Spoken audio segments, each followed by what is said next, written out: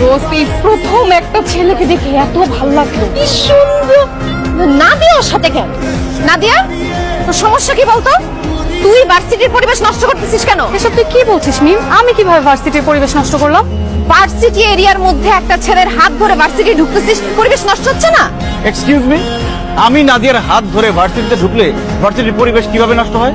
আপনার মতো একটা স্মার্ট হ্যান্ডসামদের হাত ধরে অন্য একটা মেয়ে এইভাবে ঘোরাঘুরি করলে আমাদের লোভ লাগে না? লোভ লাগবে কি জন্য?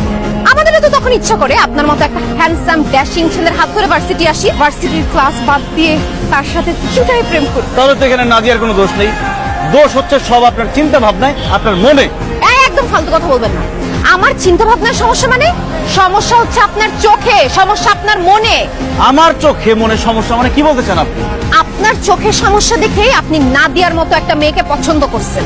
আপনার মনে সমস্যা দেখে আপনি নাদিয়াকে মন দিচ্ছেন, তার সাথে প্রেম করতেছেন। কেন? আমাকে কি আপনার চোখে পড়ে না? আমার মতো একটা সুন্দরী মেয়ের সাথে কি আপনার প্রেম করা যায় না? আপনি কি আমাকে ভালোবাসতে পারেন না? আমাকে গার্লফ্রেন্ড বানাইতে পারেন না? তা না করে কেন আপনি নাদিয়াকে গার্লফ্রেন্ড বানাইছেন?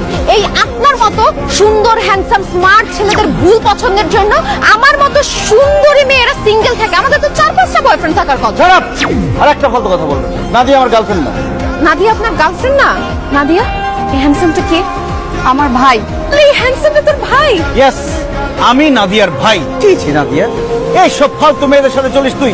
এইসব ফালতু মেয়েদের সাথে চললে তুই নিজেও ফালতু হয়ে যাবি। এর তো প্রেম ভালোবাসার জন্য পুরো দিওয়ানা হয়ে আছে। এদের সাথে একদম মিশবি না। যা ক্লাসে যা, আমি গেলাম। বান্ধবী, আমি তো খাইছি। কি খাইছো? তোর ভাইয়ের উপর ক্রাশ খাইছি। কেমন আছেন ভাইয়া? তাই কি কেমন ফালতু বেয়াদব ইতর অসভ্য, কোন সাহসে তুমি আমাদের বাসায় ঢুকছো? আর কি হয়েছে? কার সাথে চিল্লাচিল্লি করতেছিস? কার সাথে আমরা চিল্লাচিল্লি করবো? আচ্ছা মা, তুমি বাসায় কেমন দারোয়ান রাখছো? এসব আলতু ফালতু মেয়েদেরকে বাসায় ঢুকতে দেয়? কই, মেয়েটাকে দেখে তো আলতু ফালতু বলে মনে হচ্ছে না।